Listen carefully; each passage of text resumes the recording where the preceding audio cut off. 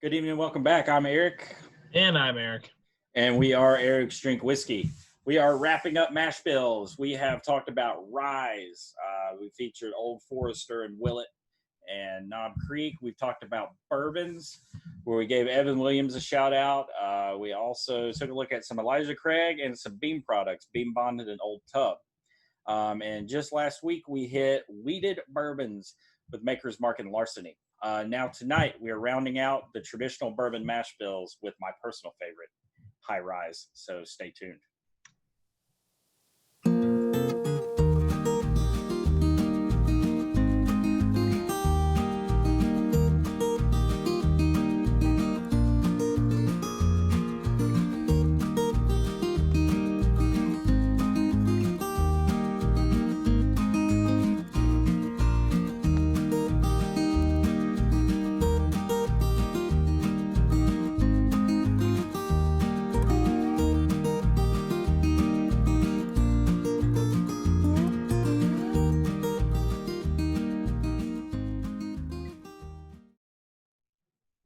Welcome back, and thanks for sticking with us. We are, again, Eric's Drink Whiskey. Tonight we are talking High Rise, and we have two actually very comparable High Rise to pit against each other. One is a well-established contender in the bourbon market, and the other is a new... A new riff on the High Rye recipe. A new riff on the High Rye recipe, and actually a previous guest on our show. So tonight we're talking Four Roses Single Barrel. And new Riff straight bourbon, which happens to also be bottled in bond. Love some bottled in bond. So I know I'm the Four Roses fanboy, so I'll talk about Four Roses a little bit. Let's talk about why I don't like Four. I'm just kidding. So Four Roses is a high rye. What that means is that second grain, that rye is going to be closer to 20 or 30%. Than it is going to be to, a regular corn bourbon where it's going to be in the teens. Four Roses is really cool, I think, because they put a lot of science behind theirs. Instead of just one recipe, they have 10 unique combinations of mash bill and yeast. They have 5 different yeasts that they use in their mash, and they have 2 distinct mash bills. So what that gives you is 10 possible combinations of flavors. The single barrel, the right off the shelf single barrel is always OBSV. That's the recipe. So that's one particular strain, one particular mash bill. Eric, why don't you tell us about New Riff again? New Riff is a little craft distillery. And this particular bottle is bottled in bond, like you said. Now, their big thing that they were doing is they wanted to prove that craft distilleries can make good whiskey. That's kind of been the moniker that craft distilleries cannot make good whiskey. So they actually spent pretty intricate time and had a fairly decent backing to get their product out. And so kind of the first product they ever put out was 4 years old, whereas other distilleries, when they put their stuff out, it's sub 2 years, just so they can try to make a profit. So New Riff spent a lot of time on their yeast, a lot of time on their aging process, and I believe they do an extra toasting on their barrels. Is that correct? That sounds right. I don't know a whole lot about their cooperage. All right, so they're high rye bourbons, bottled in bond. It is not chill filtered, and it is at least 4 years old. Now, it is 65% corn, 30% rye, 5% malted barley. And let me tell you, for those who are scared of high rye bourbons, didn't taste like one. It's really good. The first time I had it, I didn't even know it was a high rye. I was just like, New Riff, okay, let's try it. And I was like, this is really good. It is their own distillate too. That is a big key there. Now, worth noting, mash bills for these bad boys. Four Roses is 60% corn, 35 rye, and 15% barley. Did I do that? Or 5% barley. Sorry, my math was messed up. Can't have 110% grain. New Riff is 60-35. So we're moving 5% back and forth there. But in terms of this was a little bit older. So in terms of mash bill, in terms of proof, these are damn near identical and a good contenders to do a little tasting with. So let's see, where do we want to start, Eric? Let's hit new riff. Let's hit it. All right. So,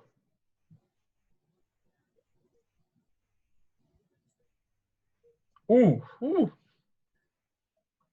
Get a little rookie burn there. Easy now.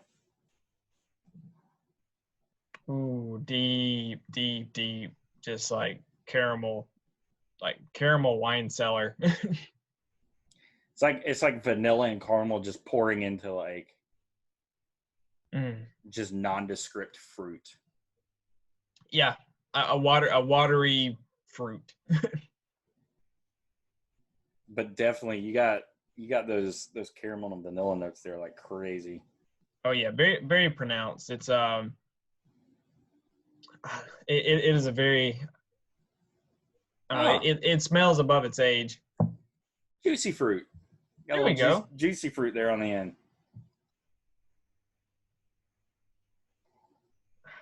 It smells good. That's some good like Cadbury chocolate, like good chocolate. Yeah, that kind of creamy sweetness. Yeah. Or sorry, let me get the pronunciation right. Cadbury. I had an England intern one time. And he goes, "There's no berry that's a cad. It's Cadbury." I get a real nice like you're just cutting into a pear. Okay. All right, I'm tired of smelling it. You don't like nose fucking?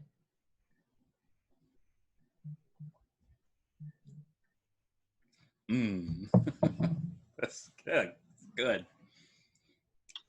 So as it was making its way under my soup strainer into my mouth, I got a note of like flowers, almost roses. Okay. Ooh. Mine's been pretty I need a double take on this one. Ooh. That finish is nice and long. Okay. I got cocoa powder, kind of at the end there, a little bit of pepper, some brown sugar, good black, that good kind of fresh ground black pepper in the end there. The finish is super strong with some deep caramel. Faint juicy fruit, kind of on like the I call it the finish of the finish, the lingerer.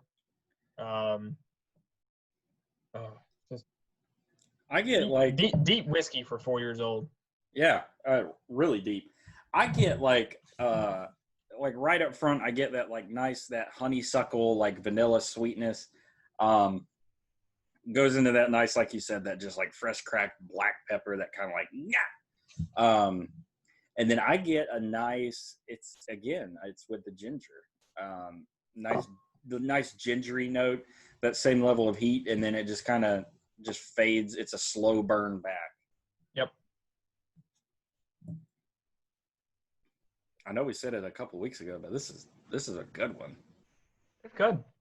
Like I said, it punches its weight in its age statement. Now, if you didn't know that it was 4 years old, you would be happy with its price point. You know, but people will lose interest a lot of times because they're what was it, like $44, $45? I think it was that. I think it was maybe right at 40. Okay. I mean, I always assume I'm going to pay a little bit more for a craft whiskey. Yeah. When I, I'm not going to get into the, economics, but like economies of scale, it's harder for them to crank out a quality product than it is Brown-Forman or Beam Suntory. So I always assume I'm going to pay just a smidge more, and I'm fine with that because I know they're doing a good thing out there for whiskey. And it's a good product.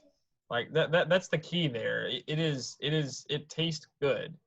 And I don't care if it's if it's Maker's Mark or whatever it is. Like it tastes like a $40 bourbon. It does. The other thing that makes me not even bat an eye at the price, it's a craft whiskey and it's bottled in bond. There you go. And to find a craft whiskey that's bottled in bond at sub 50 is going to be a rarity. Right. I think the last bottle of craft whiskey I saw that was bottled in bond was in the $65-$70 price range, which, I mean, considering what they're doing is fair, but no, it's bang for your buck right here all day long. So, oh my God, yeah. Enough about these guys. Not that what they do isn't fantastic. We got one more whiskey to try. Let's hit the roses. Eric, tell us a little bit about the recipe of this Four Roses. So this recipe, I may have mentioned it in passing, is the OBSV. Again, this is 60 corn, 35 rye, 5 barley. So it is almost as high rye as they come. So what sets this apart from the other recipe with the same exact mash bill is the strain of yeast used. So this one is purported to give a very nice kind of fruity floral nose and flavor. So this is bottled at 100 proof. But not bottled in bond. And a single barrel.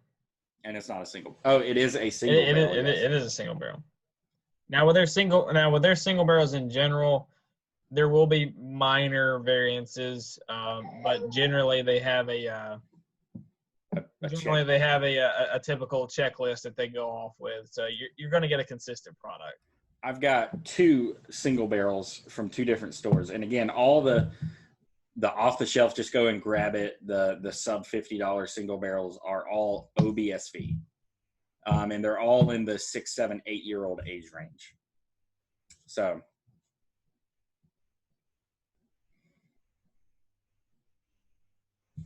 I'm getting that Twizzler note again, but a little darker. Like Washington Red Delicious apples. Yeah. It's a very deep. Candied Washington apples. Yeah, nice and sugary and fruity. A little bit of that licorice there, yeah, just like you said.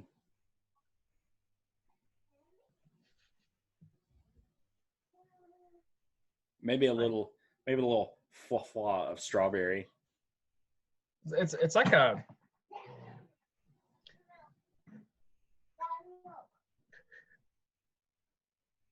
potpourri of potpourri.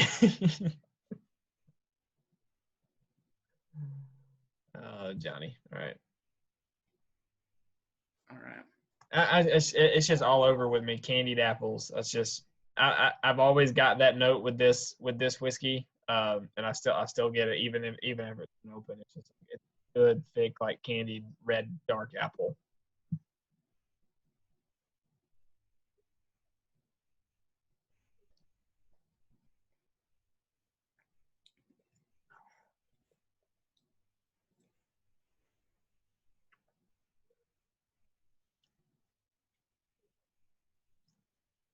It's like somebody spilt a Merlot in a wine cellar. I get that kind of I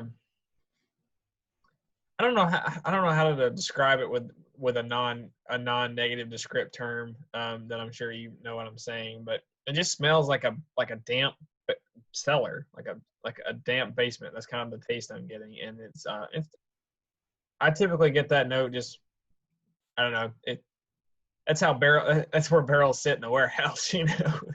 I kind of get that note, but I get it's like a fruit that's been sitting in like a cellar to me. It's real. Okay, I'm smelling what I think you're. Yeah.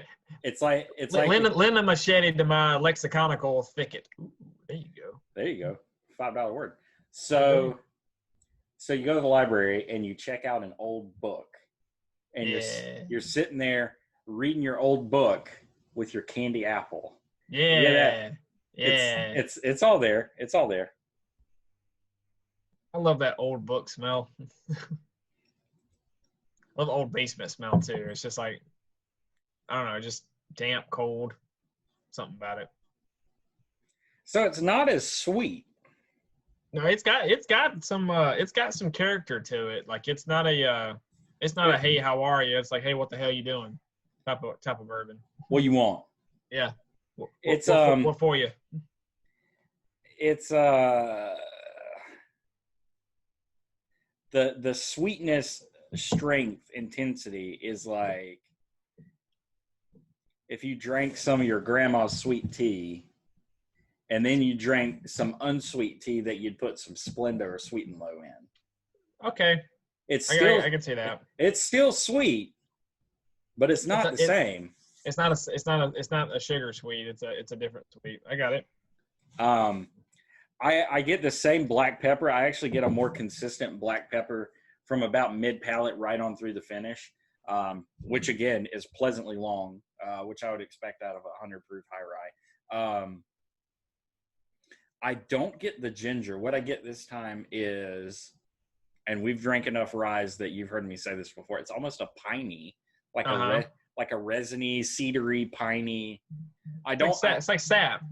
I don't get it on the nose, but it's there on the palate. Right. Yeah, it's like sap. In comparison to the new Riff, for two bourbons that are very similar recipes, it kind of goes to show you what kind of yeast can affect the flavor. Because like all I got from the new Riff was deep, dark sugar flavors, and like barely. And I had to fight myself to find some fruit flavors. I get none of that with this one. I get all fruit. It's just all fruit and spice. It's a completely different whiskey, and almost an earthiness to it. I mean, maybe not earthy, maybe a more herbaceous. I think that's a $5 word. There you go. Oh, I didn't pour enough. I love Four Roses. I think we've talked about this. The best whiskey that I think has ever touched my lips was a Four Roses single barrel OESK, which is the other mash bill, and it was cask strength. Hanging out with a guy, he was a big whiskey guy, with a bunch of folks who didn't drink whiskey, so he was kind of guarded with what he was putting out. That was good stuff, and just kind of striking up a conversation with him and mentioned Four Roses and how big a fan I was. He's like, opened up a cabinet. He's like, I hate Four Roses, and had a cabinet full of Four Roses and pulled it out. And I was like, oh man, that's the strawberry fruity floral one, isn't it? And he's like, just pop the cork off, give it a try. So I had barrel strength Four Roses straight from the bottle, and it was delicious. It was the best whiskey I've ever tasted. All right, a moment of truth. For the money, which one are you taking?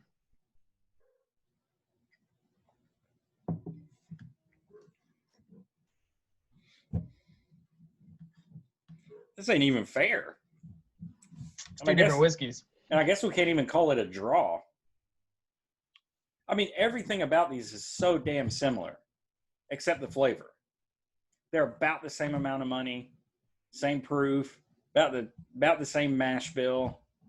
One's got a couple of years on the other, but not enough to completely change. Like they usually go in like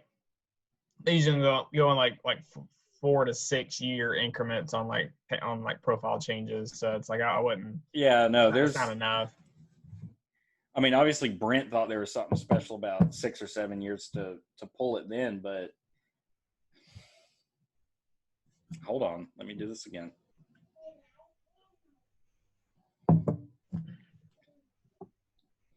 I love the big rye spice. I love that ginger mid palate.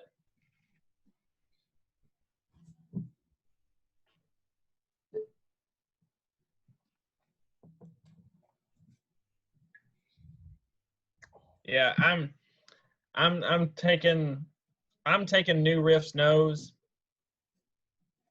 and I'm taking Four Roses taste. That's where I stand. I think New Riff hits those like nose notes for me rather than the Four Roses one. But the and you know what I like, my ryes I like to be almost high rye bourbons. Yeah, you like Kentucky ryes, right? But I like that balance to where the corn over the rye or I like that balance of the rye over the corn, some kind of subtlety there versus the corn over the rye. I don't know, some with the taste there, but with that particular Four Roses, I'll take that taste because I get more of that taste that I do with a Kentucky rye, personally. But the nose is that candied apple, but I don't like that. It's not off-putting. It's just not my flavor, not my cup of tea for a nose. I like that burnt caramel tobacco type of nose. That's kind of where I draw.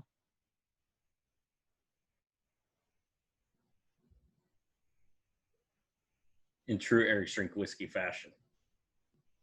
I'm going with the exact opposite. I love the so I picked the Four Roses and you picked the New Riff. I love the experience of the nose on the Four Roses. I love that musty because it's not something you expect with a high rye. Musty. That's the word I was looking for. It's like, oh, here's some candy apples and some flowers and shit. And oh, by the way, we snuck in this old book. Right. Here is the Declaration of Independence. Flavor-wise, they're very similar. They both got about the same amount of pepperiness. I like the thicker sweetness on the New Riff. I like the ginger flavor on the New Riff. I think it's very unique. I think in the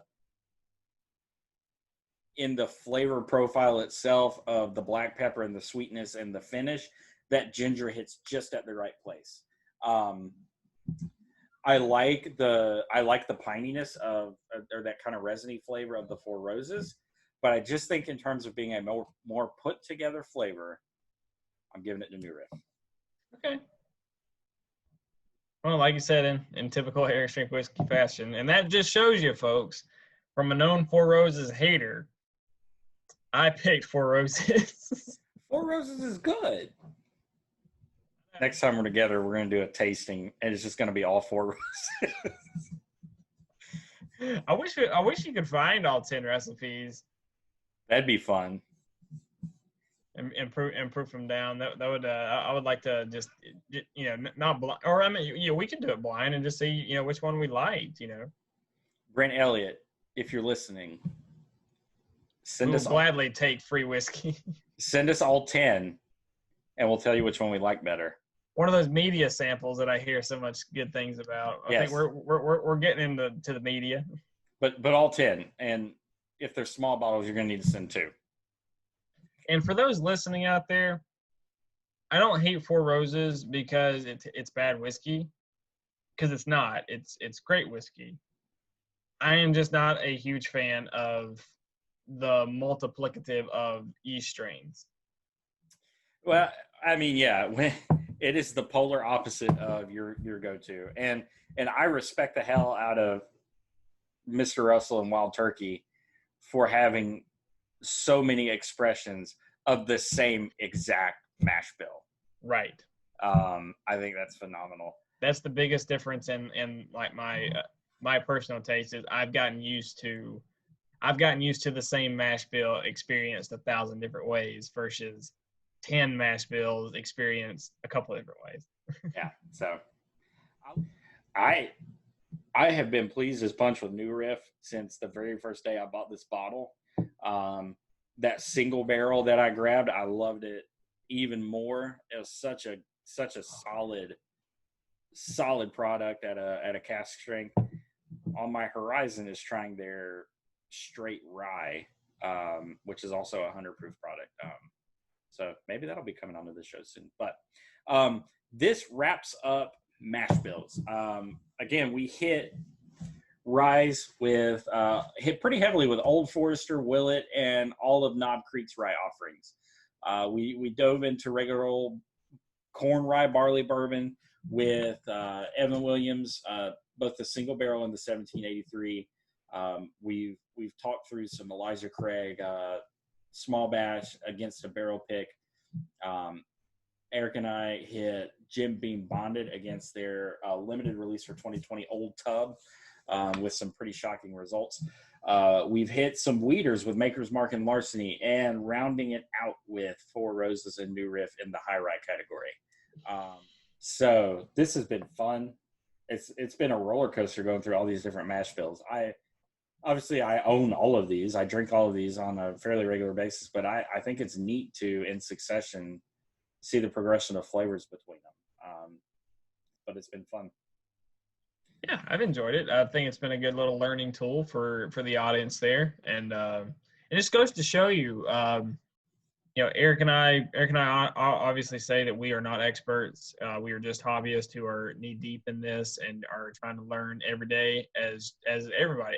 And just goes to show you, if you check out our Weeder episode, I had some preconceived notions about Maker's Mark, and I ended up liking it, a lot more than I thought I would. And I had it a long time ago, and I was like, it's okay. I'm gonna make that a daily drinker now. I enjoyed it. Yeah. So if you haven't done so already, give us a follow on Instagram. It's at Eric's_drink_whiskey. We are posting stuff on there all the time about what we're drinking, what bottles we bought, who we're talking to. That's also where we'll post some teasers, especially in our story about when we've got new episodes dropping. But the most important thing, hit that subscribe button and turn on notifications. That's going to be the only way that you're really going to know when exactly we have new episodes dropping, and get notified then. Really enjoy this one. I love high rye bourbons. They are my absolute favorite. So thank you, Eric, for indulging me, because I know they are not your absolute favorite. I will do anything for you. Appreciate that. So thanks, guys, and until next time, cheers.